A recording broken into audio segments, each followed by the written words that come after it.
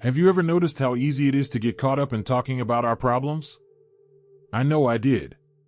For years, I would spend hours, sometimes days, recounting my worries, my frustrations, or the little setbacks in life. I thought sharing them would make me feel lighter, but somehow, it never really did. It almost felt like the more I talked, the heavier life became. When you're over 60, there's this peculiar thing that happens. Life has already handed you a fair share of challenges, health scares, family changes, financial worries, and moments when you just feel time slipping away faster than ever. And sometimes, you start to notice a pattern. The more we dwell on our problems, the more we let them define us. I realized one day, almost like a quiet revelation, that I was living inside my problems rather than outside of them, really experiencing life. It's not that I stopped feeling, or that I stopped caring. Not at all.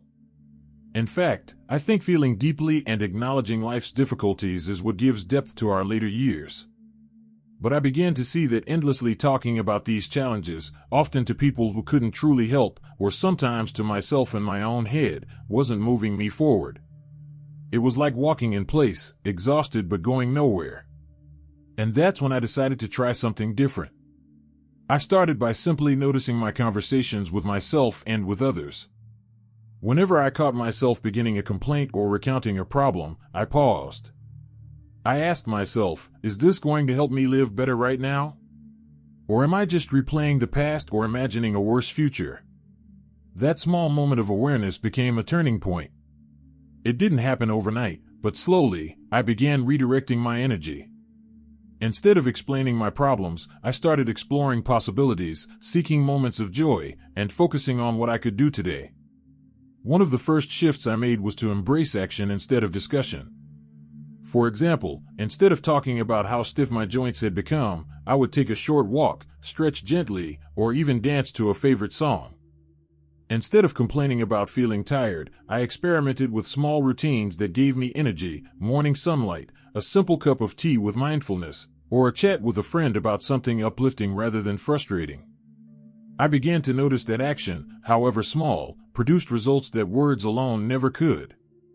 Another thing I realized is how much time and energy talking about problems often steals from the very moments we could savor.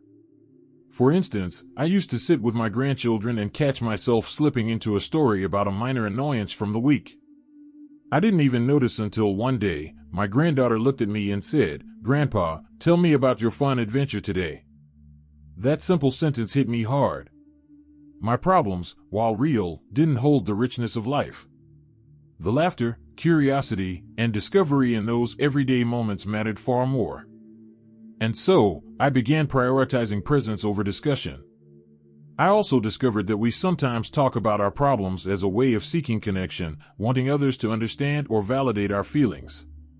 And while connection is crucial, it became clear that endlessly rehearsing our troubles can actually push people away or drain our relationships.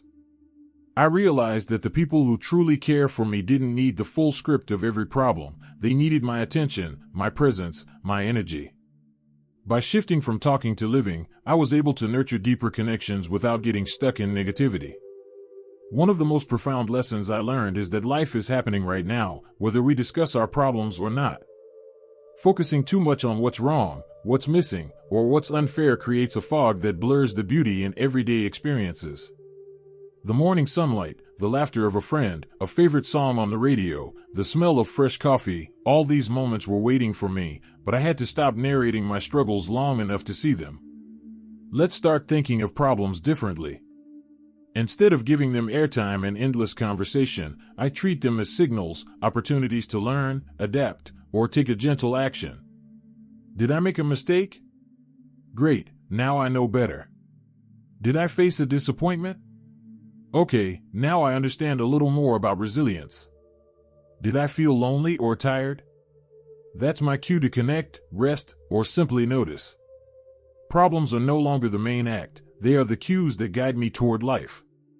So, when I decided to stop talking about my problems and start living, it wasn't about ignoring reality or pretending everything was perfect.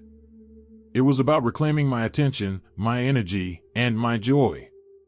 It was about living as fully as possible with what I have, instead of spending hours retelling what I don't like.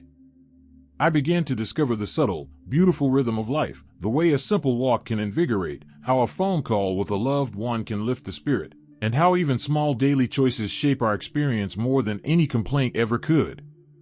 Now that we've explored why talking too much about problems can hold us back, and how noticing and redirecting our energy can begin to shift our days, let's move to the next steps. The practices and mindset changes that truly make living a richer, fuller experience beyond the constant chatter of our concerns. Watching and feel that these insights are meaningful. Please type number 2 in the comments to let me know you're still with me. And if you haven't subscribed yet, I warmly invite you to do so, and don't forget to turn on the bell, so you won't miss any of our upcoming videos designed to uplift, inform, and inspire. Your support truly means a lot. It's what keeps us going and allows us to continue sharing thoughtful, helpful content just for you. Now, let's continue this journey together. Once I made that first shift, pausing before diving into a complaint or worry, I noticed that life started to feel lighter, even if the circumstances hadn't changed. But awareness alone isn't enough. You have to practice living differently. I started experimenting with small daily habits that kept my attention on the present rather than on endlessly analyzing or sharing my struggles. One of the most powerful habits I developed was gratitude. I know it might sound cliché, but hear me out. When you're over 60, it's easy to focus on what's gone wrong, what you can't do, or the losses you've experienced. I decided to start each day by noticing 3 things I was thankful for, no matter how small. Sometimes it was the warmth of morning sunlight streaming through the window. Other times it was the sound of birds outside my door, or a phone call from a friend who remembered my birthday. Writing them down, saying them aloud, or just silently acknowledging them anchored me in life instead of in my problems.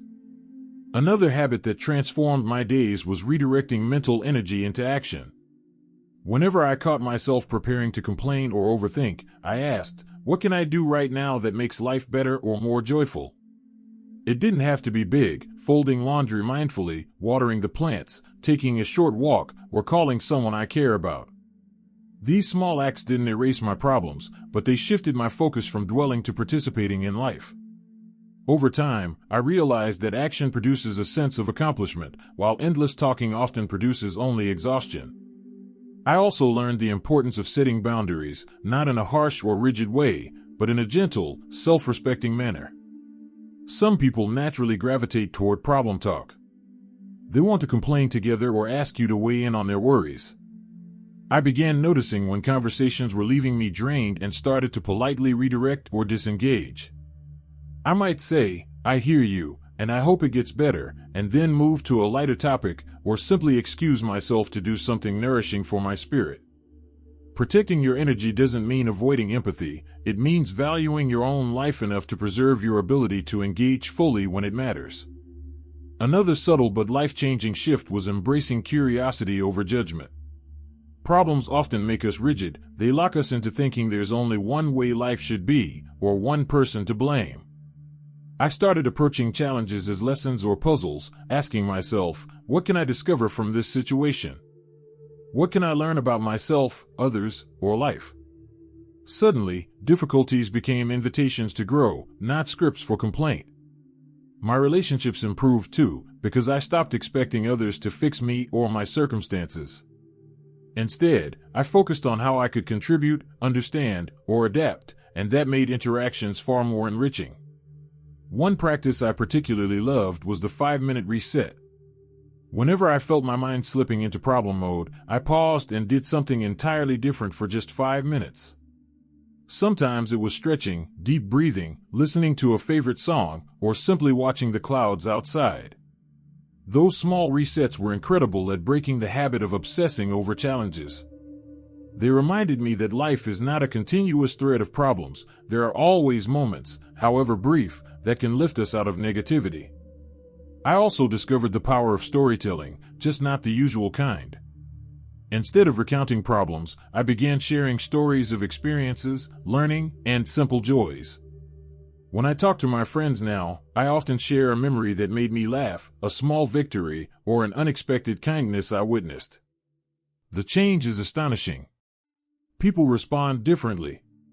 Conversations feel lighter, more genuine, and full of life, rather than weighed down by complaint. It turns out, storytelling can be a bridge to connection, but only when it celebrates living, not problem-dwelling. Perhaps the most important shift, though, was accepting impermanence. Over the years, I've faced health challenges, losses, and moments of fear or uncertainty. Talking about problems endlessly did nothing to make them disappear. But embracing the truth that life is ever-changing, sometimes beautiful, sometimes difficult, gave me freedom. I stopped insisting that life fit my expectations or that people behaved the way I wanted. Accepting reality allowed me to stop rehearsing grievances and start participating fully in what is. By focusing on gratitude, action, curiosity, boundary setting, storytelling, and acceptance, life began to feel expansive again. I noticed moments of joy I had been blind to for years. I felt lighter, more present, and more capable of engaging with others without the invisible weight of my own problem script dragging me down. It wasn't that my life became perfect, challenges still came, but I stopped giving them the starring role. Instead, I gave attention to what was vibrant, alive, and in my power to enjoy. Now that we've explored these practical shifts, shifting energy from talking to doing, setting boundaries, embracing curiosity, and accepting impermanence, it's time to move to the final part, where we'll tie these lessons together and talk about the mindset that allows you to truly start living, not just surviving. Why I stopped talking about my problems and started living. By the time I reached this stage of life, I realized something profound. Living fully doesn't mean problems disappear. It means you stop letting them control your every thought and action. The mindset shift that changed everything for me was this. Instead of identifying with my struggles, I began identifying with life itself, the flow of experiences, both good and challenging. When I stopped talking endlessly about my problems, I discovered that life has a way of filling itself with beauty, laughter, and connection, even amid difficulties. One of the final habits that cemented this transformation was intentionally seeking out joy. I make space for small pleasures every day. Sometimes it's as simple as sipping a cup of tea slowly, listening to a favorite song, calling an old friend just to hear their voice, or sitting quietly in the park watching the seasons change. These moments are fleeting, yet they anchor me in the present, reminding me that life is happening right now, not just in my worries, but in the small wonders surrounding me. I also embraced helping others, but in a new way. Before, I often approached people with the mindset of fixing their problems, which usually ended up draining me. Now, I approach connection with openness, kindness, and presence, without feeling responsible for solving everything. Just listening, sharing a laugh, or offering gentle encouragement became more meaningful than any advice or intervention. In giving presence rather than solutions, I found that both I and the people around me thrived. Another insight that profoundly impacted me is the understanding that time is precious. Every minute spent reliving disappointments or venting about problems is a minute I can never get back. When I shifted my attention to living, I felt lighter and more energized. My days became more intentional. I planned experiences, nurtured relationships, and explored passions I had neglected for years. Life started feeling like a canvas, not a burden, and I could finally paint it with colors I chose, rather than shades of complaint. Of course, this journey wasn't about perfection. I still encounter challenges, I still feel frustration at times, but I've learned to observe these feelings without letting them dominate me. I acknowledge them, process them briefly, and then return to the present. By creating this rhythm, observe, release, engage, I keep my mind and heart free to experience life fully. The constant rehearsing of problems is replaced by the gentle flow of curiosity, learning, and presence. One of the most powerful realizations I've had is that letting go of problem talk doesn't make you insensitive, it makes you resilient. By not dwelling on complaints, I have more energy to respond thoughtfully to situations, more patience in relationships, and a sense of calm that I never had when I was always venting or analyzing. Life feels richer and fuller because I participate consciously instead of reacting compulsively. Finally, the deepest lesson I've learned is that life is meant to be lived, not narrated through a lens of difficulties. Problems exist, sure, but they don't define you. You define yourself through your choices, your attention, and how you engage with the world. By stepping out of the habit of constant problem talk, I opened space for gratitude, curiosity, and joy to flourish. I stopped living in my head and started living in my heart. So, if you're watching this and thinking about your own habits, remember this: small shifts can lead to profound changes. Pause before venting, redirect energy to action, cultivate gratitude, embrace curiosity, protect your boundaries, and immerse yourself in life's simple pleasures. Start today by noticing one thing you're grateful for, or by spending 5 minutes fully present in something that brings you peace. These small steps compound, and before you know it, you'll feel lighter, freer, and more alive than you thought possible. I encourage you to share your experiences in the comments below. What have you discovered about shifting from problem talk to living? Your insights might inspire someone else to make a similar change. And if you found this video helpful, please like it and subscribe to the channel for more ways to live fully, especially as we embrace the wisdom and freedom of later life. Here's to letting go of what weighs us down and stepping fully into the richness of life.